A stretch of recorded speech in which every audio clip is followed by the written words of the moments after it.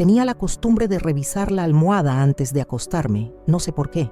Tal vez era la manía de una mujer que ha pasado la vida entera doblando sábanas, estirando colchas, sacudiendo migas imaginarias de la mesa y acomodando todo para que nadie tropiece en nada. Esa noche no era diferente. La casa olía a mezcla de jabón de coco y pollo con papas.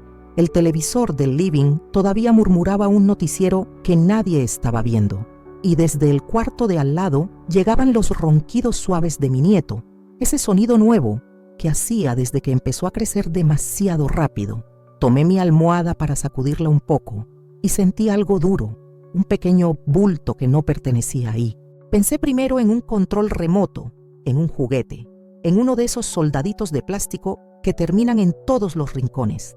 Pero cuando metí la mano, mis dedos rozaron papel, un papel doblado en 4, caliente todavía, como si hubiera sido escondido hace pocos minutos. Me quedé un instante inmóvil, con la almohada en una mano y el papel en la otra, escuchando nada más que el tic-tac nervioso del reloj de la cocina que se filtraba por el pasillo. No había viento, no había coches en la calle, no había música en ningún departamento vecino. Era como si la casa entera hubiera retenido el aliento conmigo. Abrí el papel con cuidado, como se abre algo frágil o peligroso, y ahí, en una letra infantil que reconocí de inmediato porque yo misma le había enseñado a sostener el lápiz, leí la primera frase: «Abuela, perdóname por escribirte esto, pero no sé cómo decirlo mirándote a los ojos». La garganta se me cerró al instante. Me senté en la orilla de la cama, sintiendo cómo el colchón se hundía bajo un cuerpo que parecía de repente mucho más pesado que hacía un minuto. La lámpara de la mesita de noche iluminaba el papel con una luz amarilla, cansada, que hacía sombra en mis manos manchadas por los años y el detergente. Tragué saliva y seguí leyendo, línea por línea, como si cada palabra fuera una pequeña astilla que se me clavaba despacio. Sé que tú me quieres mucho y yo también te quiero, pero cuando vuelvo a casa, mamá llora en la cocina y piensa que yo no la escucho. Dice que tú nos robaste la vida, que sin ti seríamos felices, que todo lo que hace es por culpa tuya. Dice que tú eres una carga y que yo estoy aprendiendo a amar a una persona que la dañó toda la infancia. Dice que no quiere que te quiera tanto, que un día tú me vas a hacer lo mismo que le hiciste a ella. Yo no entiendo, abuela. Solo sé que cuando estoy aquí me siento bien, pero cuando llego allá me siento culpable. No quiero que mamá sufra por mi culpa. ¿Puedes hablar con ella y decirle que no la quiero menos por quererte a ti? Las palabras empezaron a bailar frente a mis ojos. Volví a leer esa parte. Tú nos robaste la vida. Eres una carga. Me vas a hacer lo mismo.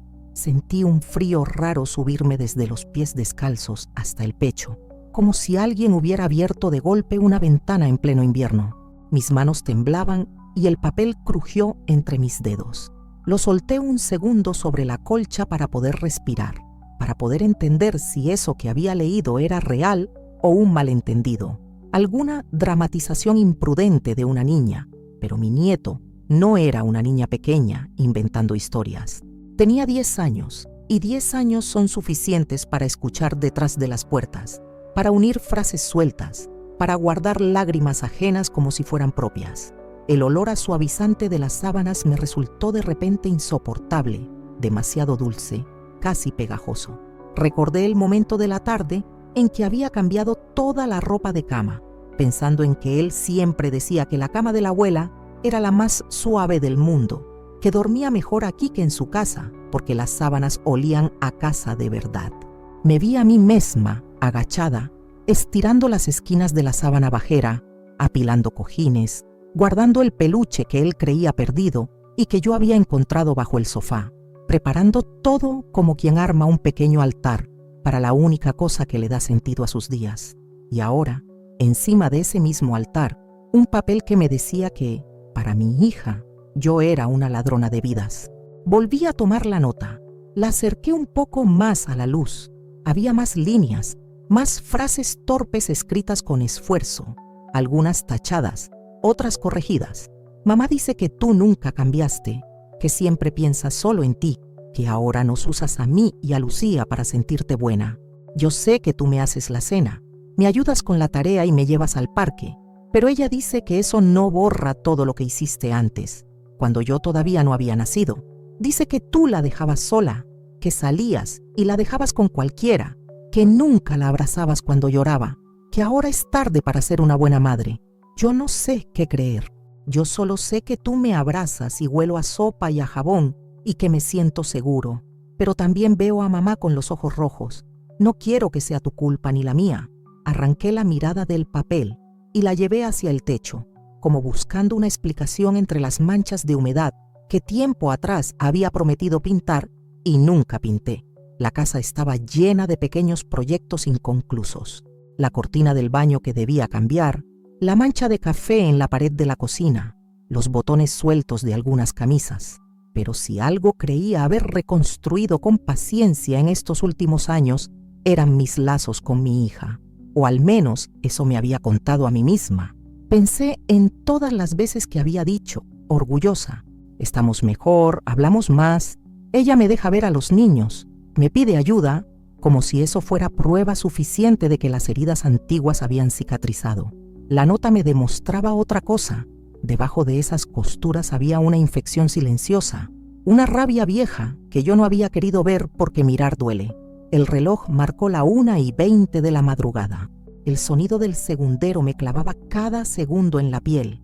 En el cuarto de al lado, mi nieto se movió un poco y murmuró algo entre sueños. Me quedé quieta, escuchando por si se levantaba, por si venía a buscar agua o a decir que había tenido una pesadilla. Parte de mí deseaba que lo hiciera, que entrara en mi habitación, que me encontrara con el papel en la mano y me preguntara qué hacía. Y entonces yo pudiera mirarlo a los ojos y decirle: ven, vamos a hablar de esto, tú y yo, sin que nadie más se rompa. Pero no vino. Volvió a quedarse quieto, respirando profundo, en ese mismo sueño en el que él creía que su familia estaba completa, que su abuela y su madre se entendían lo suficiente como para que él no tuviera que escoger. Me levanté de la cama como se levantan los enfermos, despacio, sujetando la mesita para no perder el equilibrio. Caminé hasta la puerta entreabierta de mi habitación y miré el pasillo oscuro. La luz del farol de la calle se colaba por la ventana del living, dibujando una franja amarilla en el piso de madera desgastada. La casa parecía más pequeña de noche, más honesta. De día, el olor a café, el sol entrando por la ventana de la cocina, la radio vieja con canciones de otra época, todo eso la hacía parecer más alegre, casi joven. Pero de noche era solo lo que era, un pequeño departamento con paredes demasiado delgadas, con historias pegadas al yeso. Guardé la nota en el bolsillo de mi bata. No quería dejarla sobre la mesita, ni debajo de la almohada, ni en ningún lugar donde mis ojos pudieran tropezar con ella de golpe. Quería sentirla ahí, contra mi cuerpo, como un corazón prestado que latía a destiempo. Caminé hasta la cocina y encendí solo la luz pequeña sobre la pileta, esa luz amarilla que siempre me pareció más cálida que la principal. El fregadero estaba vacío, los platos limpios secándose en el escurridor, la olla del pollo todavía sobre la hornalla apagada, con el olor al caldo espesándose en el aire. Abrí la ventana un poco, solo para que entrara una tira de aire frío que me despertara del aturdimiento. Me apoyé en la mesada y dejé que los recuerdos vinieran, porque sabía que iban a venir igual, los invitara o no. Vi a mi hija de niña, con las trenzas mal hechas porque yo siempre salía corriendo para alcanzar el colectivo de las 7, dejándola con la vecina. La vi llorando en la puerta porque yo decía: no hagas drama, vuelvo a la noche. Me vi regresando tarde, con olor a cigarrillo que no era mío y una bolsa de pan para justificar la ausencia. Me vi diciendo: trabajo por ti, para darte algo mejor, mientras ella se dormía ya sin ganas de discutir. Me vi, sobre todo, no entendiendo su rabia cuando se hizo adolescente, no sabiendo poner palabras a mi culpa, usando el cansancio como excusa para no pedir perdón. Apreté los labios hasta sentir el sabor metálico de la sangre en la lengua. Era verdad que yo había fallado, no como un monstruo, no como los casos horribles que salen en la televisión, sino como tantas madres que hacen lo que pueden, pero lo que pueden no alcanza. Y aún así, escuchar que ella seguía hablando así de mí, tantos años después, dolía como si alguien estuviera raspando una herida que yo creía cicatrizada. El problema no era solo lo que decía de mí, era que lo decía delante de su hijo. que le estaba cargando a un niño de 10 años historias que ni siquiera nosotros, los adultos implicados, habíamos sido capaces de procesar bien. Sentí algo parecido a la indignación elevarse entre la culpa y la tristeza. No era una indignación orgullosa, de esas que se inflan para defender el ego. Era más bien una pregunta desesperada. ¿Por qué traer a mi nieto al medio de esto? ¿Por qué no había venido ella a golpear mi puerta, a gritarme a la cara lo que todavía llevaba atravesado en el pecho? ¿Por qué convertir al niño en mensajero de una guerra que ya dura demasiado? Abrí el grifo y dejé correr un hilo de agua. El sonido me calmó un poco. Llené un vaso y bebí despacio, sintiendo el frío bajar por mi garganta reseca. Sobre la heladera, sujetadas con imanes de colores, estaban las fotos que yo misma había revelado en esa tienda barata de la esquina. Mi nieto soplando las velas de su cumpleaños en mi cocina, mi nieta con el uniforme del colegio haciendo una mueca, mi hija un poco más joven sentada a mi lado en esta misma mesa, las dos sonriendo de una manera tensa pero sincera. Siempre que miraba esas fotos, me repetía la misma frase: estamos mejor. No es perfecto, pero estamos mejor. Esa noche, con la nota en el bolsillo, la frase se desarmaba como un castillo de naipes. Saqué el papel otra vez, lo alicé sobre la mesa, cuidando de que no se manchara con ninguna gota de agua ni de grasa. Había un último párrafo, escrito con letras más apretadas, como si el niño hubiera tenido prisa, como si alguien se hubiera acercado al cuarto mientras él escribía. Si no quieres hablar con mamá, está bien. Solo quería que supieras que yo escucho todo y que a veces no sé qué hacer con eso. Te quiero, abuela. No dejes de invitarme los fines de semana, aunque mamá se enoje. Pero si algún día ya no puedo venir, no pienses que es porque yo no quiero. Es porque los grandes deciden cosas y a nosotros solo nos toca obedecer. Apoyé la frente sobre mis manos y lloré.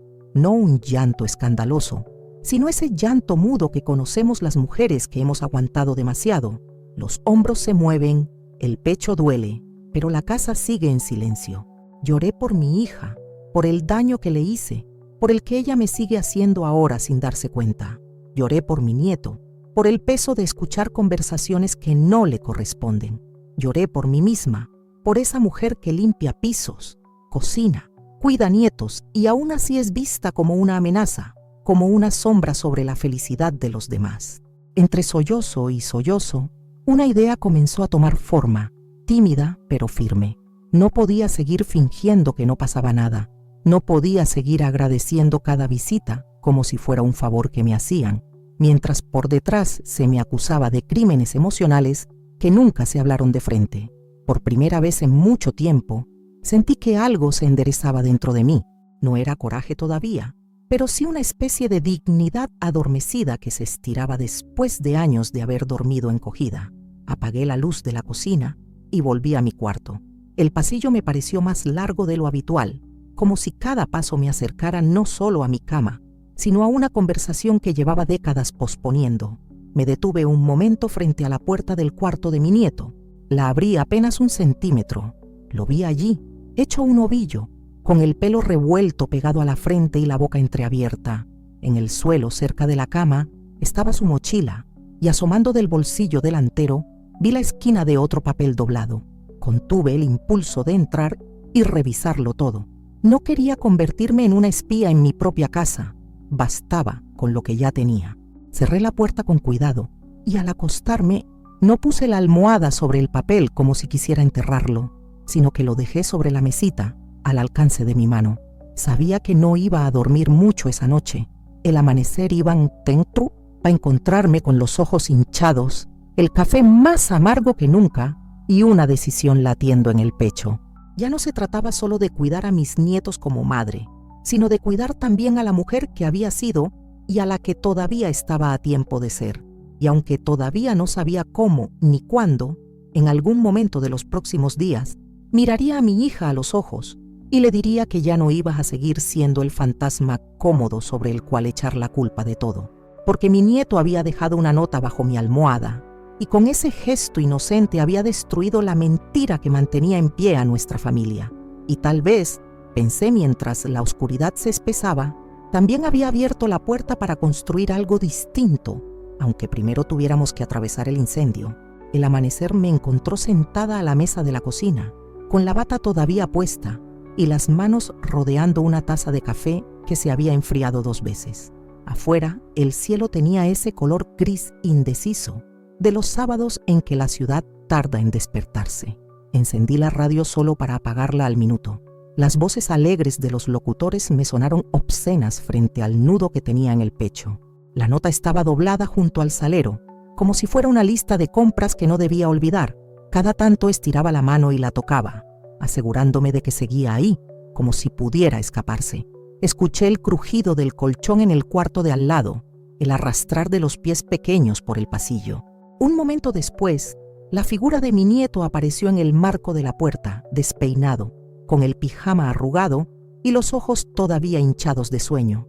Me miró con esa mezcla de timidez y confianza que tienen los niños cuando entran a una cocina donde huele a café y pan tostado. «Buenos días, abuela», murmuró rascándose la nuca.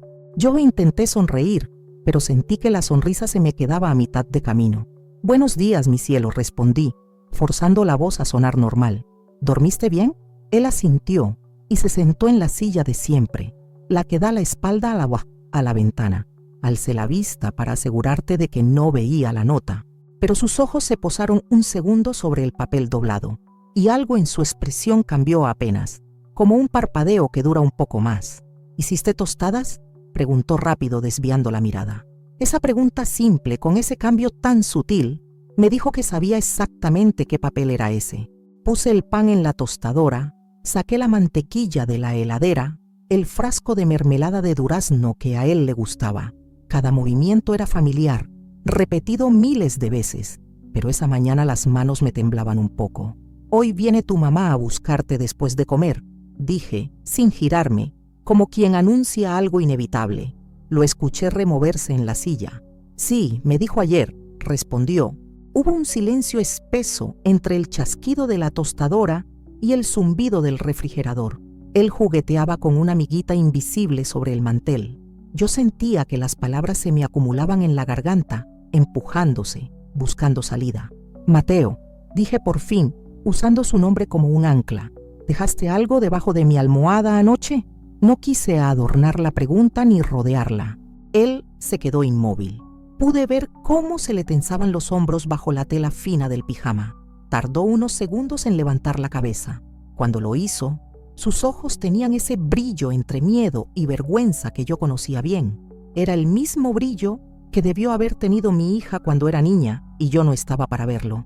«Sí», murmuró. «Pensé que no lo ibas a encontrar hasta la noche siguiente». Apagué la tostadora antes de que saltara por sí sola. Las rebanadas quedaron apenas doradas, pero no importaba. Me senté frente a él, con la nota ahora entre las manos, sin abrirla, solo sosteniéndola como prueba silenciosa. «La encontré», dije. «La leí». Él tragó saliva. «¿Te enojaste?», preguntó sin rodeos. Esa pregunta sencilla me atravesó más que cualquier acusación. Negué con la cabeza despacio. «No contigo», respondí, «nunca contigo». Bajó la mirada, pero las lágrimas ya se acumulaban en sus pestañas. «No quería que te pusieras triste», balbuceó. «Solo no sabía qué hacer. Mamá habla mucho cuando está enojada. Y yo escucho.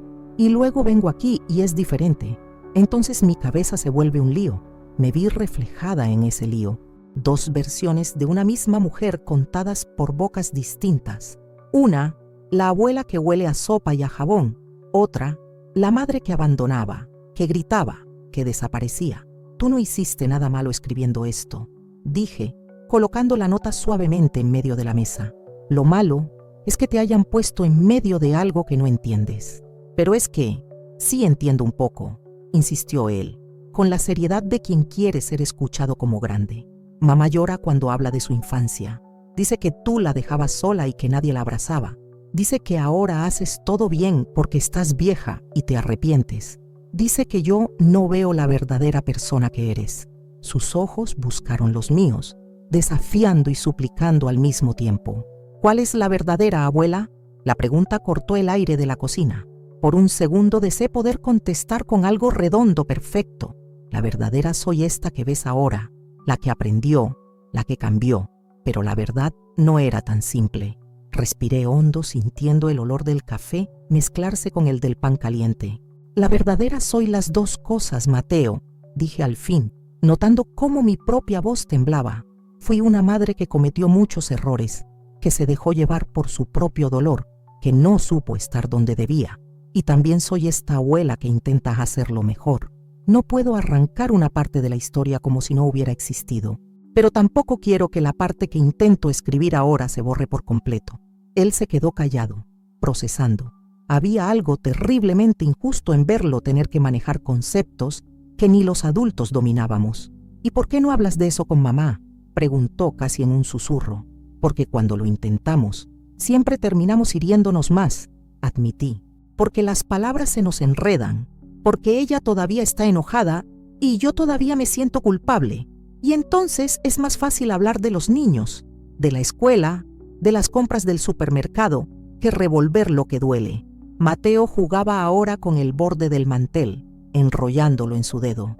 Pero ya no está funcionando, dijo sin levantar la vista, porque igual duele. A ella, y a ti, y a mí. Lo miré como se mira un espejo que de pronto dice la verdad. Hubiera querido protegerlo de ese rol, del de ser más lúcido que los mayores. Tienes razón, admití. Ya no funciona. Me levanté para servir la leche, para darle algo caliente que sostener entre las manos. Un gesto práctico que me diera unos segundos más para pensar. Mientras calentaba la leche, escuché que preguntaba con cautela: ¿te vas a pelear con mamá por mi culpa? Apagué el fuego y me giré de inmediato. No digas eso nunca más, respondí con firmeza. Nada de esto es por tu culpa, ni por la nota, ni por lo que escuchas, ni por venir a verme. Los problemas entre tu mamá y yo son nuestros, son de antes de que tú nacieras. Pero si tú hablas con ella por lo que yo escribí, insistió. Me acerqué, puse la taza frente a él y le tomé la mano. Esa mano pequeña con uñas comidas y una mancha de tinta azul en el dorso. Si hablo con ella, será porque ya era hora, dije mirándolo fijo. Tu nota solo encendió una luz en un cuarto que estaba a oscuras. La luz no inventa lo que hay, solo lo muestra. Se quedó pensando en esa imagen, y yo también. Sentí que, mientras lo decía, lo entendía mejor yo misma. Desayunamos en silencio la mayor parte del tiempo. El silencio no era cómodo, pero tampoco era hostil. Era el silencio de dos personas que saben que acaban de tocar un tema demasiado grande para un sábado a la mañana y, aún así, no había otra forma de empezar. Cada tanto, Mateo soltaba alguna frase suelta sobre el colegio, sobre un partido de fútbol, sobre un amigo nuevo. Yo respondía lo justo, agradeciendo que, al menos por unos minutos, pudiéramos refugiarnos en cosas simples, pero incluso en esas anécdotas había pequeñas grietas. Cuando mencionó que su mamá se olvida de ir a las reuniones de padres o que a veces cena frente al celular mientras ellos miran dibujos en la tele. Cuando terminamos, lavé las tazas con movimientos mecánicos. Él se fue a cambiar de ropa y el departamento se llenó del sonido de cajones abriéndose, una mochila arrastrándose por el piso, pasos apresurados. Miré el reloj. Faltaban 2 horas para que mi hija llegara, 2 horas que se estiraban como un hilo tenso. Fui al dormitorio, abrí el armario y elegí, casi sin pensar, esa blusa azul que ella una vez dijo que me quedaba bien. Me lavé la cara, intenté disimular lo hinchado de mis ojos con un poco de crema que olía a flores. Mientras me miraba al espejo, repasé mentalmente las veces que habíamos estado juntas en los últimos años. Cumpleaños de los niños, navidades incómodas, visitas rápidas para dejarles ropa o comida. Siempre había algo no dicho flotando encima de nosotras, como el humo de una vela recién apagada. Cuando volví al living, Mateo ya estaba vestido, sentado en el sofá con la mochila a sus pies y la consola de videojuegos entre las manos. La tele estaba encendida en un dibujo animado ruidoso. Me senté a su lado. Cuando tu mamá llegue, quiero que te vayas al cuarto un momento, le dije sin adornos. Él dejó la consola en pausa. ¿Los adultos tienen que hablar?, preguntó. Asentí. Sí, y no quiero que escuches esta vez. Bajó la mirada, pero parecía aliviado de no tener que hacer de puente. ¿Te vas a enojar mucho? La pregunta me dolió, porque su medida de los conflictos parecía ser siempre el grado de enojo. No sé cómo me voy a poner, admití, pero voy a intentar hablar, no gritar, y si en algún momento las cosas se ponen feas, te prometo que sabrás que no es por ti, ¿está claro? Él asintió en silencio, y yo lo abracé con fuerza, respirando de nuevo ese olor a shampoo barato y a niño que ha dormido bien. El timbre sonó 1 hora más tarde, un sonido que ya conocía pero que esa vez me atravesó como una alarma. El corazón me dio un salto tonto dentro del pecho. Sequé por 4ª vez la misma taza solo para tener algo entre las manos. Mateo me miró, cerró su consola y sin que se lo recordara, se levantó y fue hacia el pasillo. «Voy al cuarto», susurró. «Suerte, abuela». Esa palabra suerte flotó en el aire mientras yo caminaba hacia la puerta. Tomé la nota del bolsillo de mi blusa, sintiendo el papel crujir. No sabía aún si se la iba a mostrar a mi hija o si solo la iba a sostener como un recordatorio de por qué estaba abriendo, por fin, esa puerta interior. Pero sabía que, cuando girara el picaporte, ya no podía volver a ser la misma mujer que dejaba pasar las cosas para evitar el conflicto. Giré la llave y abrí. Del otro lado, con el pelo recogido a toda prisa, ojeras marcadas y el celular en la mano, estaba mi hija, mirándome con esa mezcla de prisa y distancia que se había vuelto su expresión habitual conmigo.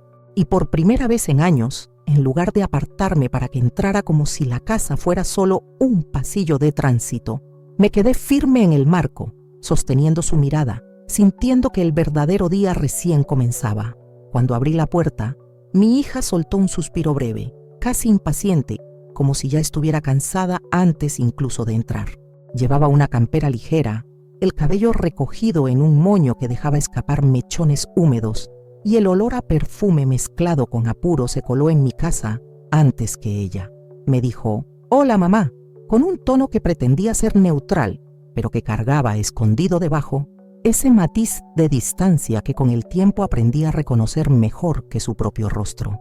Yo respondí el saludo y di un paso hacia atrás, pero esta vez no demasiado. Dejé espacio, sí, pero no el espacio automático que solía abrir para que ella entrara sin mirarme. Ella lo notó, porque sus cejas se arquearon apenas 1 milímetro, como si hubiera visto algo fuera del lugar, no en la casa, sino en mí. «¿Mateo está listo?», preguntó. Su mirada se movió rápida hacia el pasillo, donde no había rastro de él.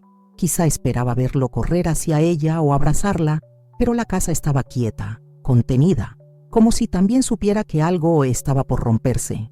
«Está en el cuarto», respondí. Le dije que se quedara ahí un momento. «Quiero hablar contigo antes de que se lo lleves». Ella frunció el ceño, no con enojo, sino con esa mezcla de molestia y sorpresa que aparece cuando alguien interrumpe un guión que ya creía escrito. «¿Pasó algo?», preguntó, acomodándose la correa de la cartera en el hombro. Era una pregunta mecánica, sin expectativa real de respuesta. Yo asentí despacio, tragando saliva. «Sí», dije, «pasó algo, pero antes de decirlo, quiero que sepas que no quiero una pelea, solo hablar, como 2 personas que llevan demasiado tiempo evitando hacerlo». Ella respiró hondo, como si contara hasta 3 por dentro. «Mamá, estoy apurada. No dormí bien, tengo 1000 cosas pendientes. ¿Podemos hablar otro día?». Esa frase, «otro día», era una vieja conocida. Con los años se había convertido en una forma elegante de barrer conversaciones incómodas bajo la alfombra. «Este día tiene que ser hoy», respondí sin levantar la voz. «No voy a pedirte horas, solo unos minutos». Ella me miró largamente, como si buscara en mi rostro una señal de exageración, un drama innecesario, y yo sostuve su mirada sin bajar los ojos, sin ofrecer el gesto de sumisión que tantas veces había dado para evitar su enojo. Algo en ella cedió, no por comprensión, sino por cansancio. «Está bien», dijo finalmente, entrando al living. «Dime qué pasó». Se sentó en el sofá cruzando las piernas con nerviosismo. Sus dedos golpeaban el celular no para escribir, sino solo para tener algo que apretar. Yo me senté en la otra punta del sofá, dejando un espacio prudente, pero no esa distancia gigante que normalmente coloco entre nosotras. Tomé aire, bajé la mirada a mis manos y saqué lentamente la nota doblada de mi blusa. Vi cómo su expresión cambiaba apenas. Un rápido endurecimiento del rostro, los labios tensándose, los ojos entrecerrándose lo justo. Lo reconoció sin reconocerlo. No sabía todavía qué era, pero intuía que no era una factura, ni una receta, ni una lista de compras. «Lo encontré anoche», dije, dejando la nota sobre la mesa baja entre nosotras. «Debajo de mi almohada». No dije más, esperando. Ella miró el papel como si fuera un insecto que preferiría no tocar. ¿Qué es eso?, preguntó, aunque su voz traicionaba la sospecha. Una nota que escribió Mateo, respondí, y la dejó escondida. Supongo que porque tenía miedo de decir lo que decía ahí. Sus ojos se abrieron un poco más, esta vez con un brillo defensivo. ¿Le dijiste que la escribiera?, soltó. La acusación me golpeó como un balde de agua helada. ¿Cómo puedes pensar eso?, pregunté, sintiendo que la respiración se me trababa. ¿De verdad crees que yo pondría a tu hijo a escribirme algo así? Ella no respondió. Alzó la vista, con esa dureza que solo aparece cuando alguien protege una herida abierta. Yo respiré hondo y empujé la nota suavemente hacia ella. Léela, dije. No voy a explicarte nada antes. Léela. Mi hija dudó. La vi pelear internamente entre levantarse y marcharse, o quedarse y enfrentar lo que fuera que ese pedazo de papel contenía. Al final, estiró la mano con un movimiento brusco, casi violento, y abrió el papel. Sus ojos empezaron a seguir las líneas, primero rápido, como quien busca detectar exageraciones, luego más lento. Vi cómo sus cejas se juntaban, cómo los músculos de su mandíbula se endurecían, cómo tragaba saliva cada 2 frases. En un momento dejó de respirar unos segundos, como si una palabra la hubiera golpeado. Cuando terminó, no dijo nada. Apoyó la nota sobre sus rodillas y la miró sin verla, tan quieta que si no fuera por los temblores mínimos de sus dedos, hubiese parecido una estatua. Pasaron largos segundos en los que el silencio rugía. La cocina detrás de nosotras seguía oliendo a pan tostado. Mateo, desde el cuarto, no hacía ruido alguno. El reloj del pasillo seguía marcando el tiempo con una precisión cruel. Él no debería haber escuchado esas cosas, dije con voz baja pero firme. Me miró con violencia contenida, como si buscara a quién culpar para no enfrentarse a sí misma. ¿Se las dijiste tú?, soltó. ¿Te aprovechaste para convertirlo en tu defensor? No, respondí sin titubear. Él escribió eso porque te escuchó llorar y decir cosas en su casa, no porque yo le dijera nada. Ella cerró los ojos, apretando los párpados como si contuviera un grito. Cuando los abrió estaban rojos, pero no por llanto, sino por enojo. No tienes idea de lo que vivo, dijo. No sabes lo que es criar 2 hijos sola, trabajar todo el día, llegar agotada. Tú no estuviste cuando eras madre, pero ahora apareces como abuela perfecta y me dejas en ridículo. Escuché esas palabras como si me tiraran piedras una por una. Nunca quise dejarte en ridículo, respondí. Si te ayudo con los niños es porque quiero ayudarte a ti también, pero no puedo controlar lo que él escucha cuando está en tu casa. Ella apretó los labios, respiró profundo y entonces, como si se abriera una compuerta, empezó a soltar palabras que llevaba años conteniéndose. Es que tú crees que porque ahora cocinas, porque ahora limpias, porque ahora juegas con ellos, ya está. Ya compensaste todo lo que no hiciste antes. Pero no es así, mamá. Yo crecí sintiendo que sobraba. Crecí pensando que mis emociones te molestaban. Crecí creyendo que tenía que ser fuerte porque tú estabas cansada, porque tú tenías tus problemas, porque tú siempre estabas en otra parte. Y ahora vienes a decirme que soy yo la que lastima a los niños. Yo no dije eso, interrumpí, sintiendo que un hilo se rompía dentro de mí.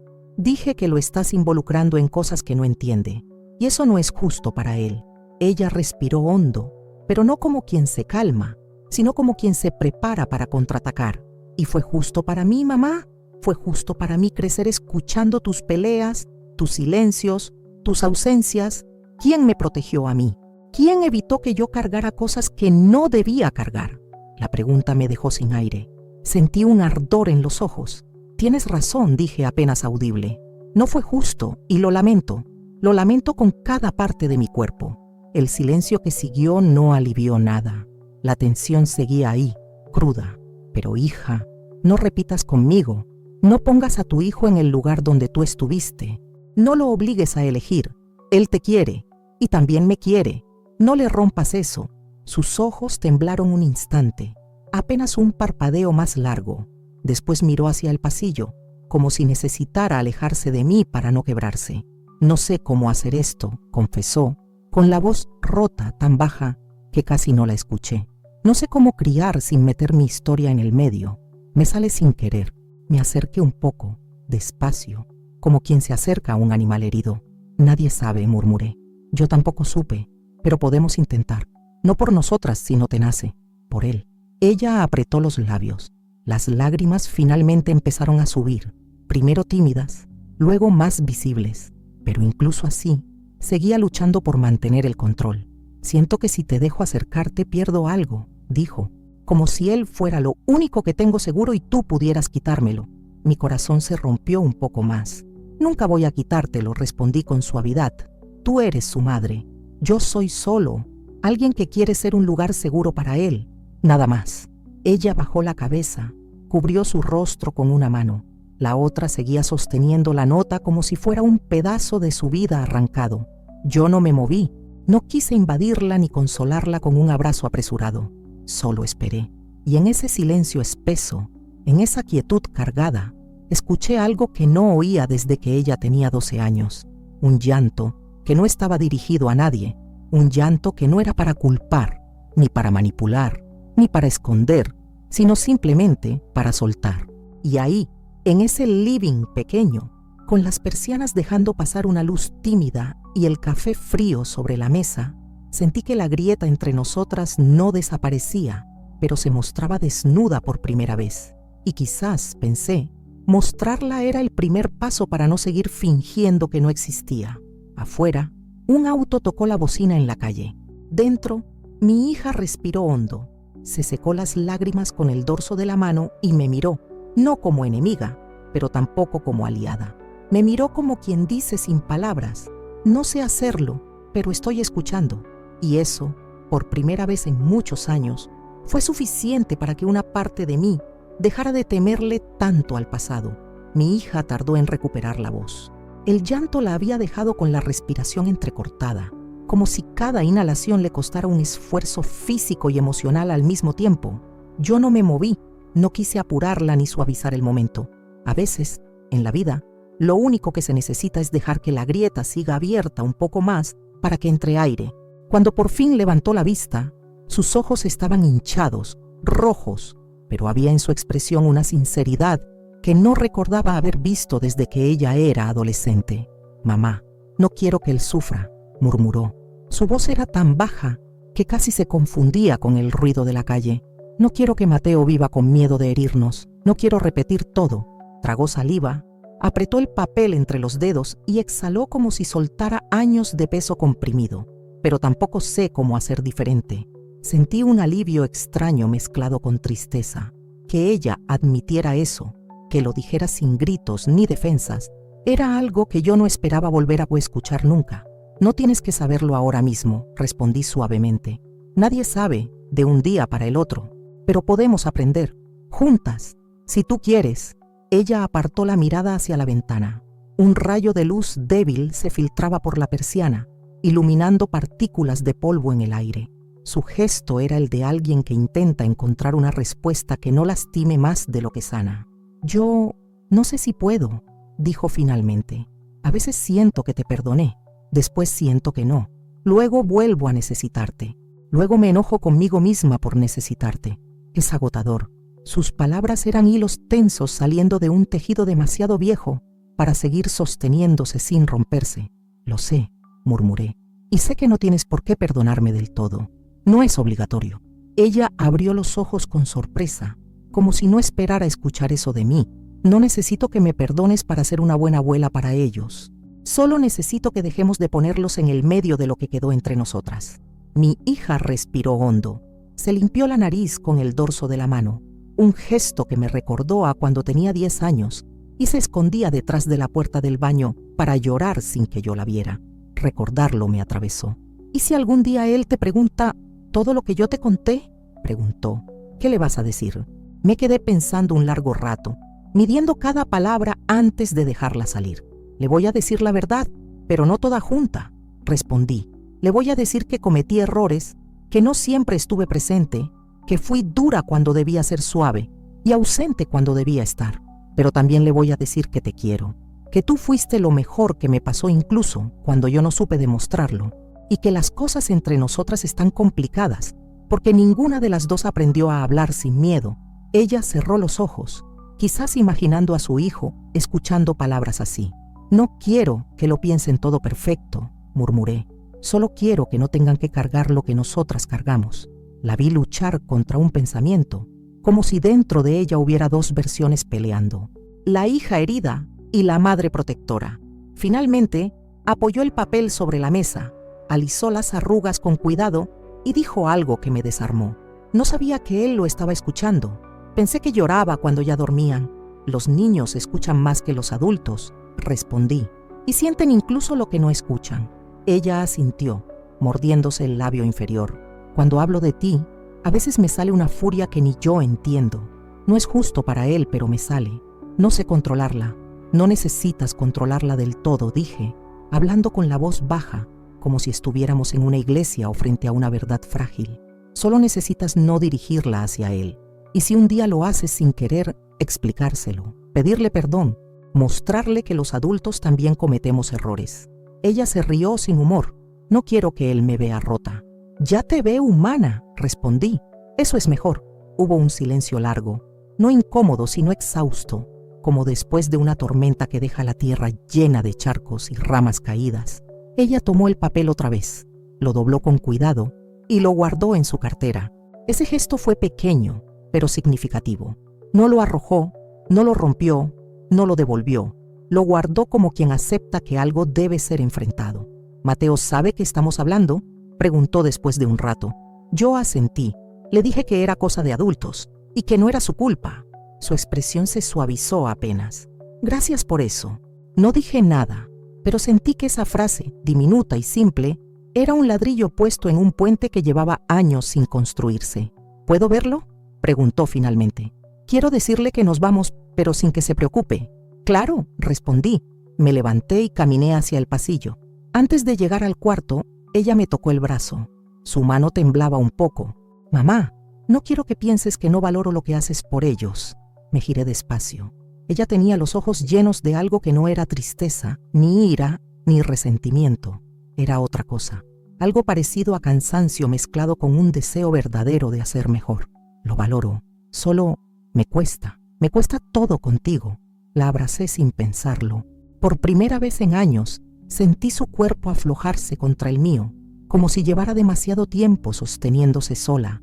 Ella no lloró, yo tampoco, pero hubo un temblor en ese abrazo que decía más que cualquier disculpa. Después, sin decir nada más, la solté y fui a buscar a Mateo. Golpeé la puerta suavemente y la abrí.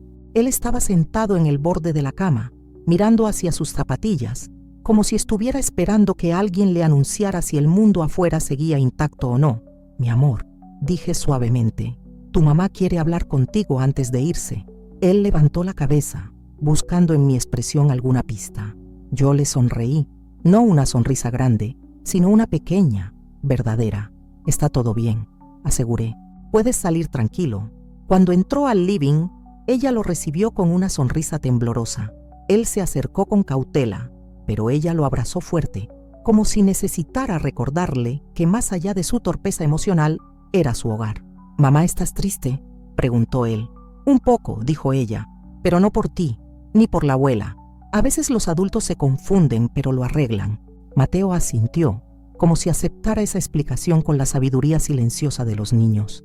Cuando se fueron, la puerta quedó entreabierta unos segundos. Vi a mi hija girar para mirarme.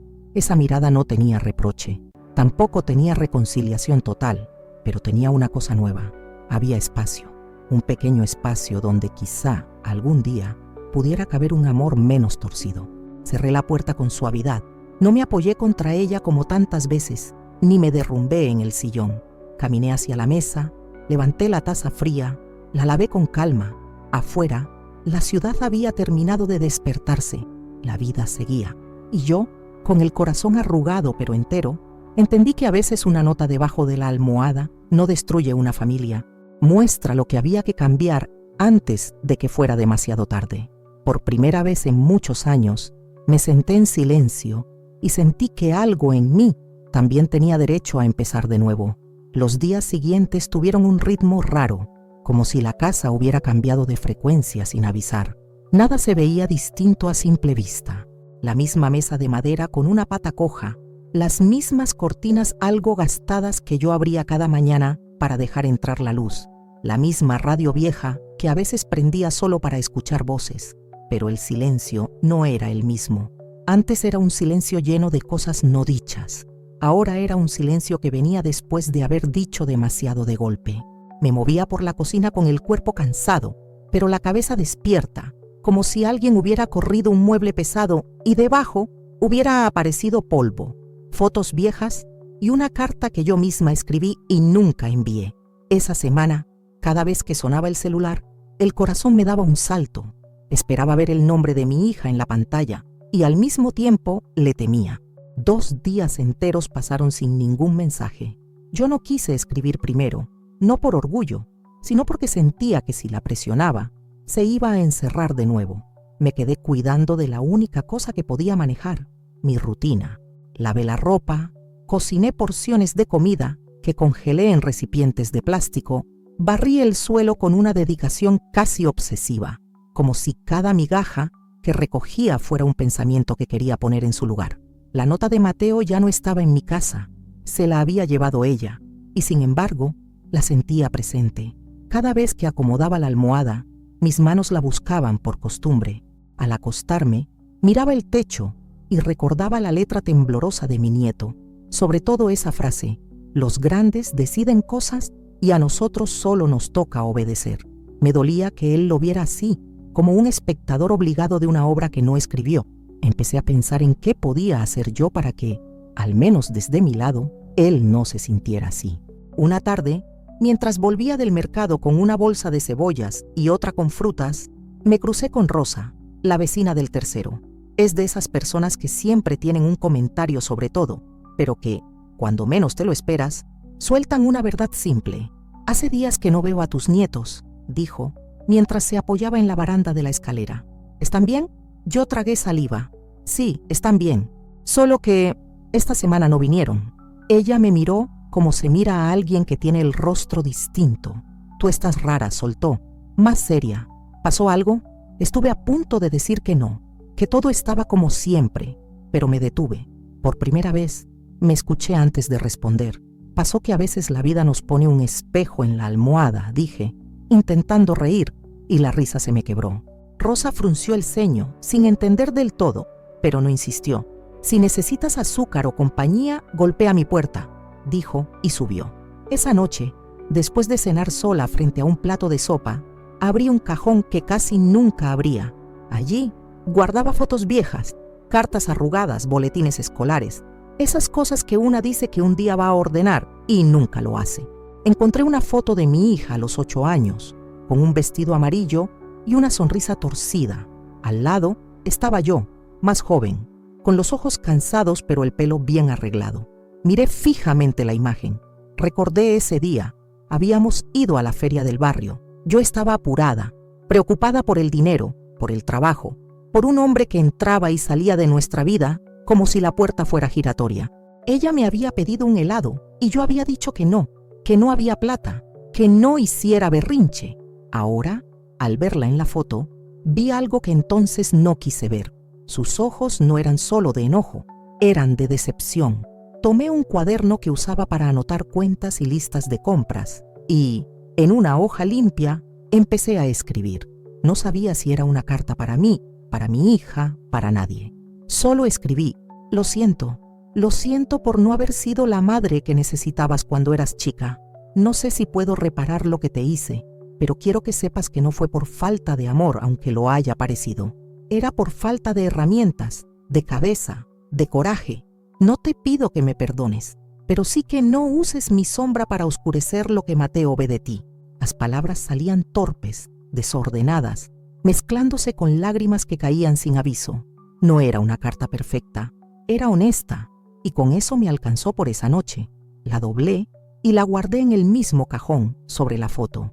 Tal vez algún día se la entregaría, tal vez no, pero al menos existía. El jueves, cuando ya había empezado a acostumbrarme a la ausencia de mensajes, el celular vibró sobre la mesa. El corazón me dio un salto tan fuerte que casi derramé el café. Era ella. Un mensaje corto: «Te llevo a los niños el sábado, ¿puedes?».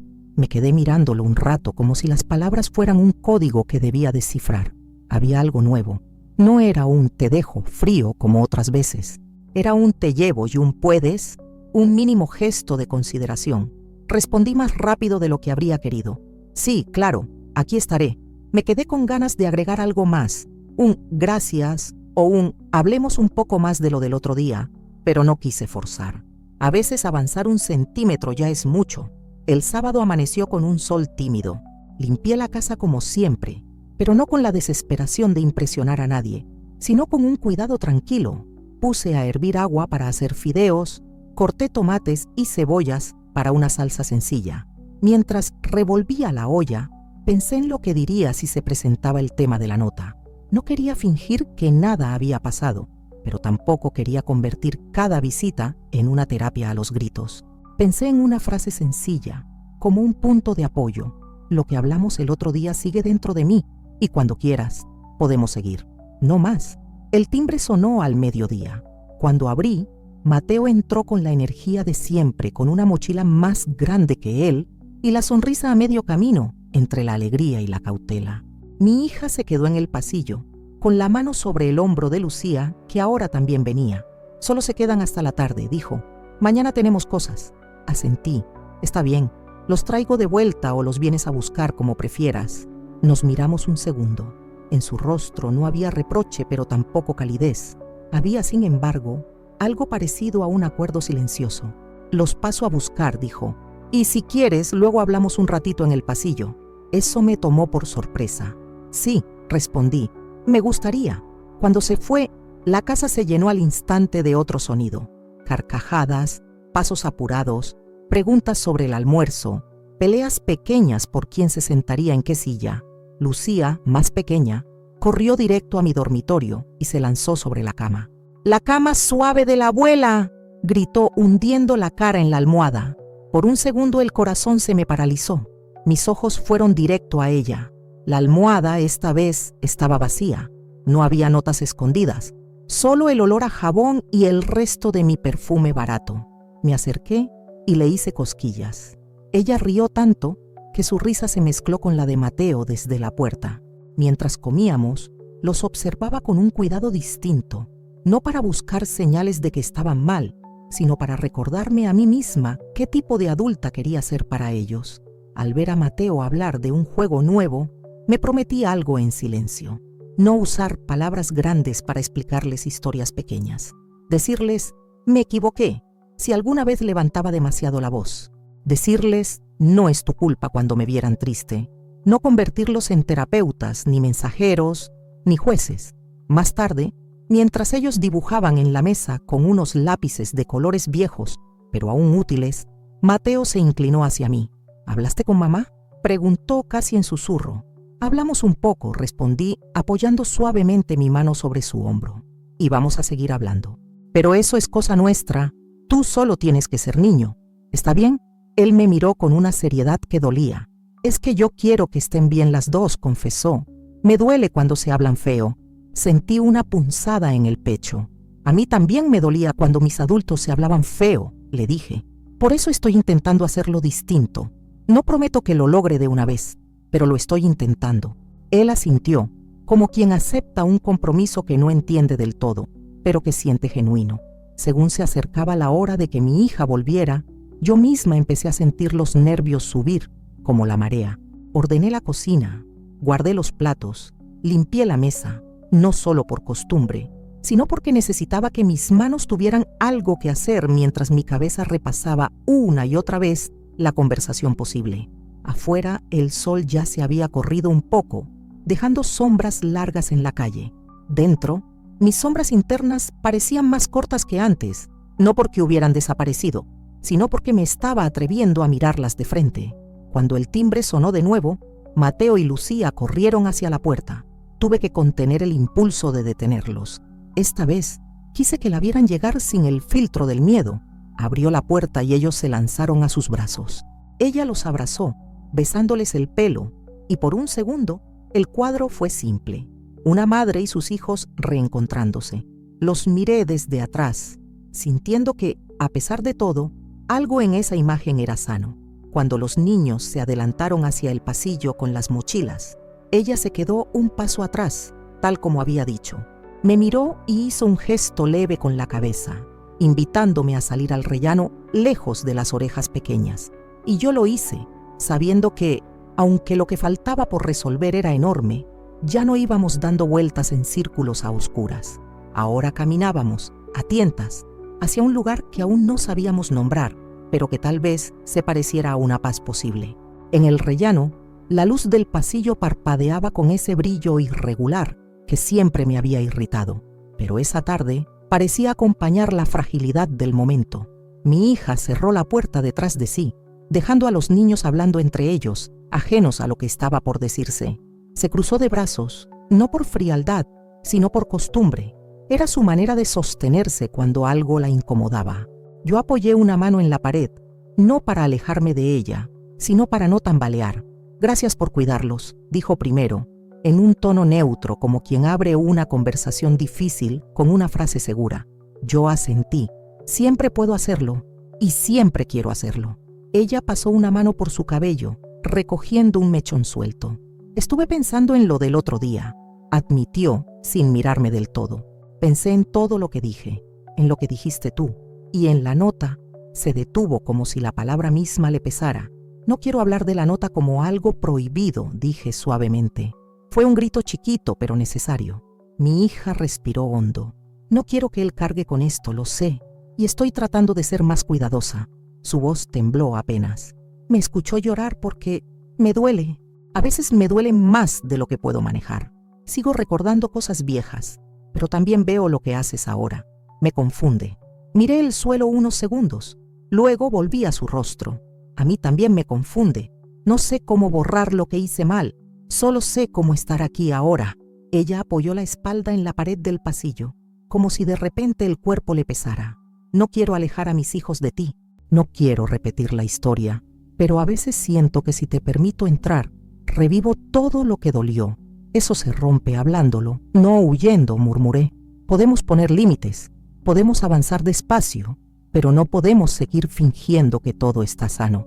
Mis palabras quedaron suspendidas, y en ese silencio ella bajó la mirada, como si finalmente se rindiera ante algo que llevaba tiempo evitando. «Te vi llorar el otro día», confesó con la voz quebrada. «Cuando estábamos en el living, nunca te había visto llorar así, y, no sé, algo en mí se rompió, o se acomodó, no sé». Me acerqué un paso, lo justo para que pudiera sentir que no estaba sola, pero sin invadir.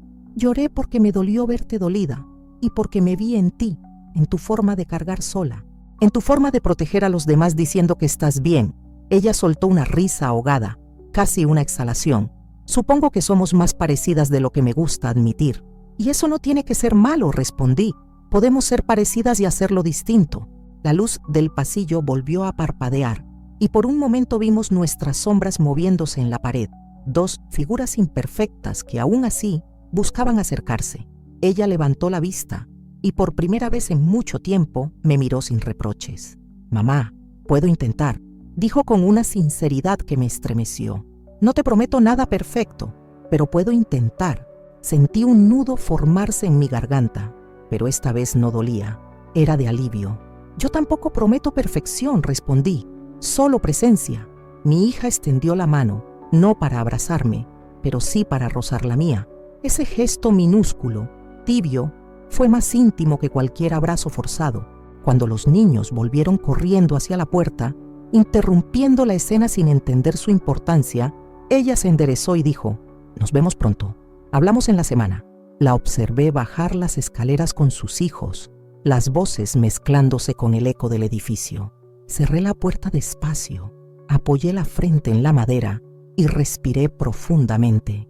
No había una reconciliación milagrosa, ni una solución inmediata, pero había un principio, un pequeño espacio abierto donde antes solo había paredes. Y a veces, me dije mientras la casa recuperaba su silencio cálido, un principio es suficiente para empezar a vivir sin miedo a repetir la historia.